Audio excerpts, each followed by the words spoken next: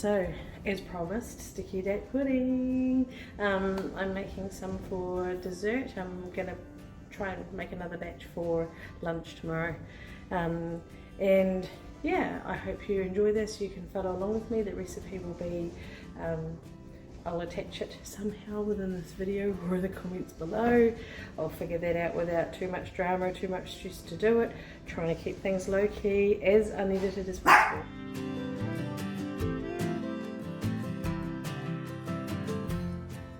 Sorry about the noises, it's blustering out there and the dog keeps barking at nothing.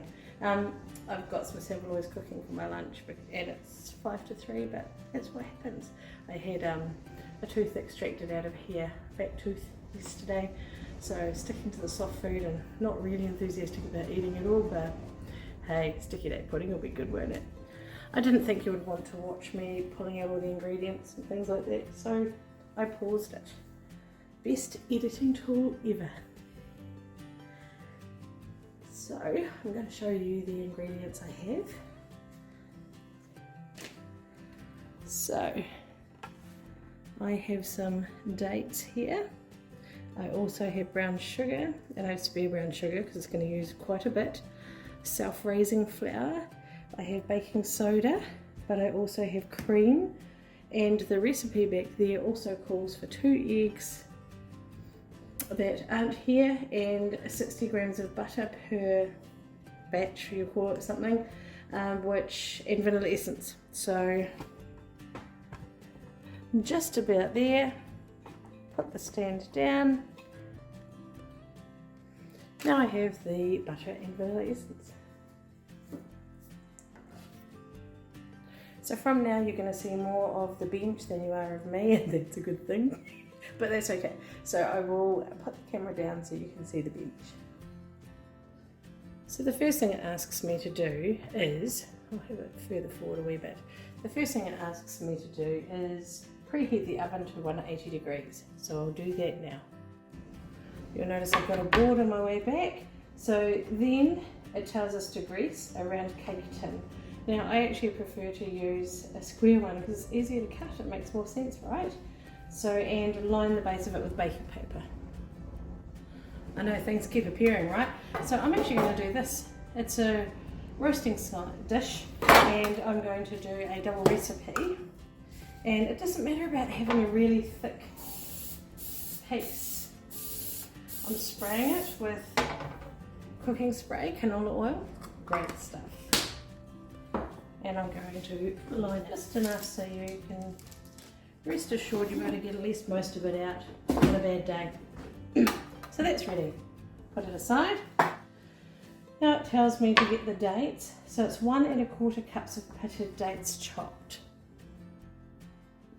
So yet again, things keep appearing. I'm going to now cut 2 1/2 cups actually of dates because I'm doubling this recipe because that's what I do. So I'm going to see you again after they're cut. Oh my goodness, if you can buy them chopped, you're welcome to. I just find that when they come chopped, they've got like a coating almost to separate them. So it is nicer if you can use the real deal and chop them yourself, even though it is a very long and boring job. I use this cup measure. It's not an exact cup, of course.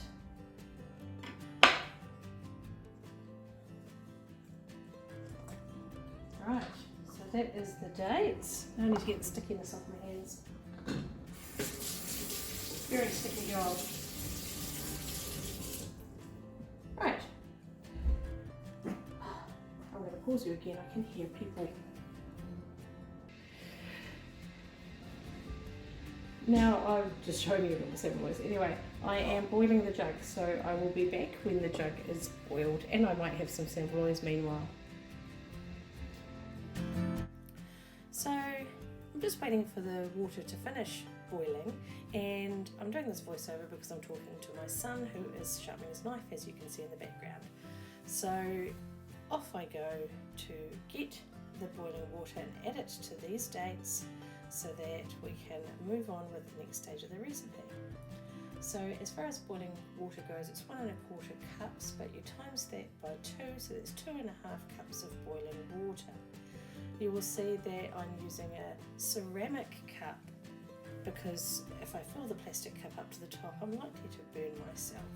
So I'm just about to add the water, checking out the levels and how far up it needs to go. So here goes the water. It looks like I'm eyeballing it, but I did work it against the plastic. So I'm adding the boiling water to the dates and getting ready for the next step, which is a little bit more, which is the half cup. I could use the plastic for that. Less likely to burn myself there.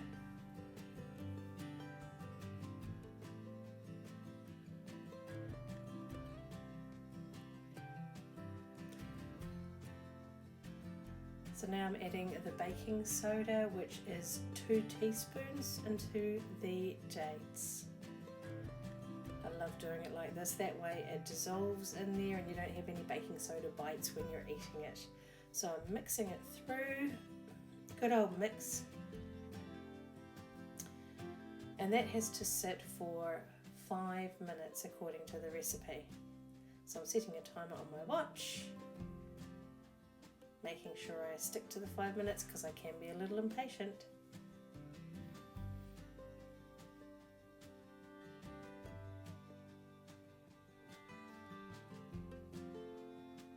So off it goes. So 120 grams of butter chopped. I'm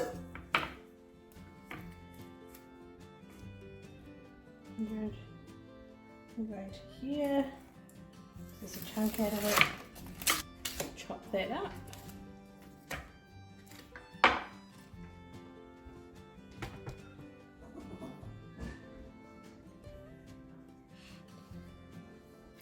Right, chopping this up.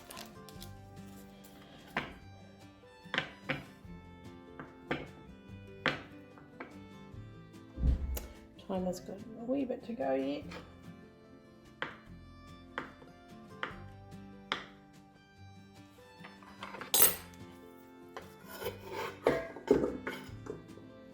That's the butter. Then we have 1.5 cups of brown sugar. This here.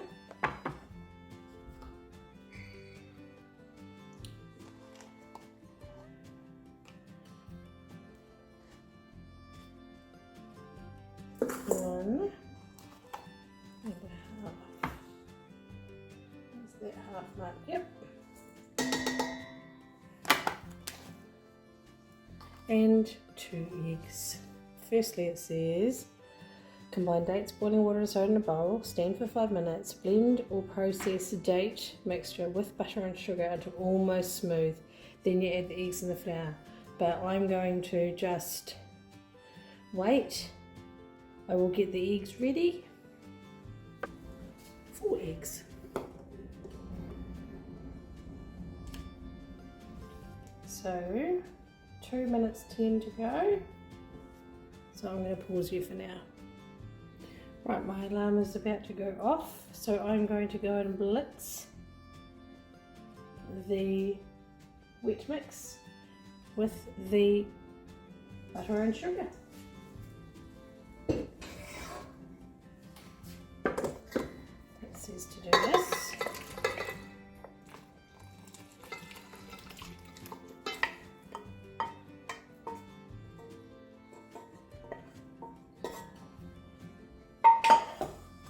Right, you'll hear the blitzer in a second.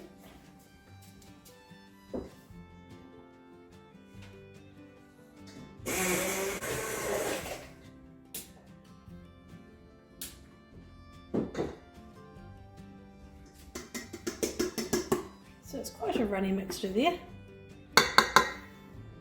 I said to do it until it was almost smooth. Add eggs and flour, mixing until just combined. So it's 4 eggs. 1. I'm going to do this as I go.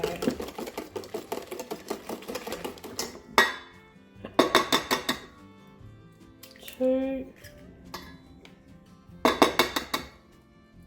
3,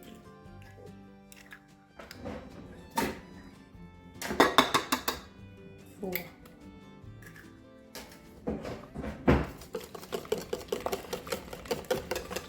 I'm using a whisk so I can break up the yolks.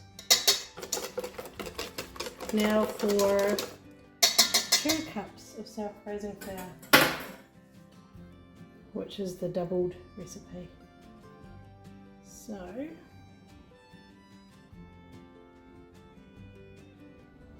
that's 1.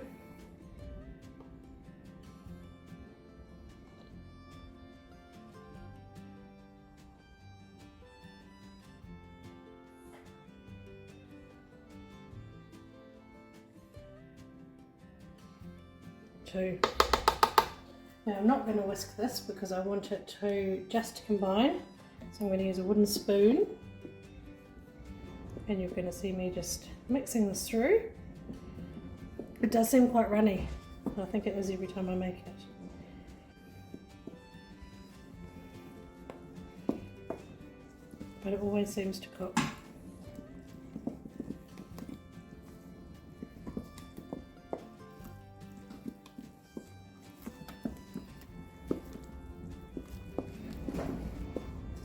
Right, just making sure there's no dry floury bits. Now it doesn't mention the vanilla essence in the recipe, which is really annoying, but I'm going to put it in now. Actually no, I'm not. It's in the sauce, that's why. Just while I stop myself. Anything like that for raw unedited. Right. And in it goes. It seems very lumpy. Always seems to work out though.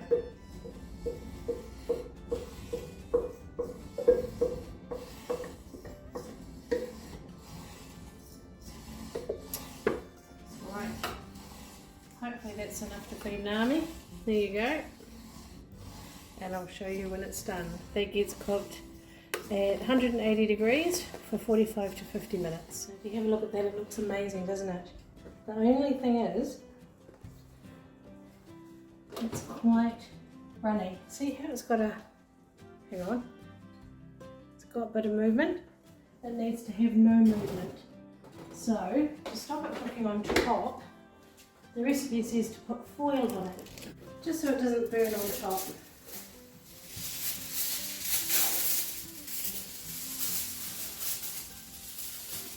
It's hot, be careful, it's hot.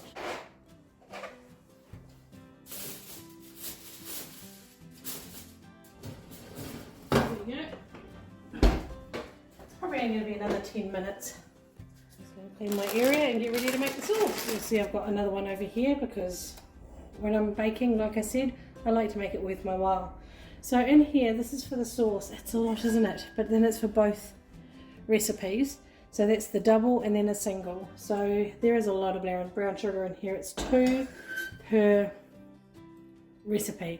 So I've got 4 for the roasting dish one and 2 cups for this one, just in case you're wondering why there is so much.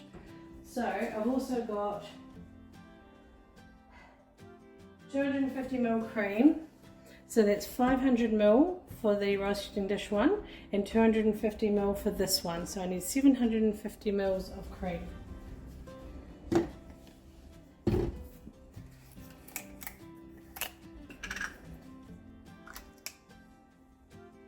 Remember, it is going to melt down, so don't panic too much. And it's not like we're going to have this boiling. That is not the goal here. This has got to be my favourite sauce. If I could get the cream open. There we go. 5, another 250 ml, which is a half of one of these. I don't think I said it was a cheap recipe, eh? Alright, I'm just going to get some more cream.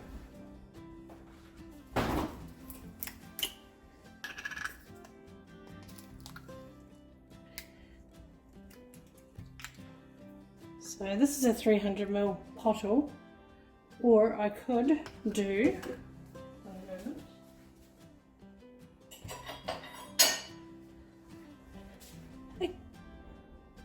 this. This is 250 mils.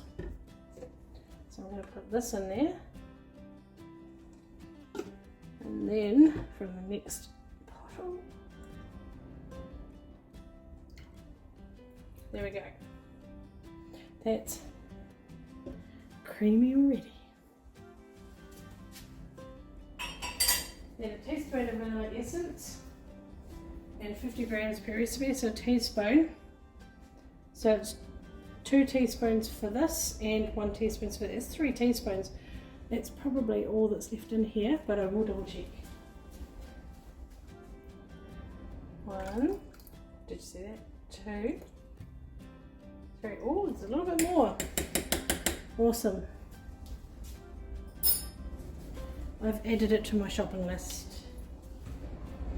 And 50 grams of butter, so it's 150 grams of butter. Since butter's gone up, we don't use it as much, so I keep it frozen for baking, believe it or not. And I just use the super soft the rest of the time. Now I'm going to clean up this mess and then I'm going to heat that through. I am now mixing this all over a low heat and I'll show you what it's like when it's done. Okay. And that is the caramel sauce all done. Yum.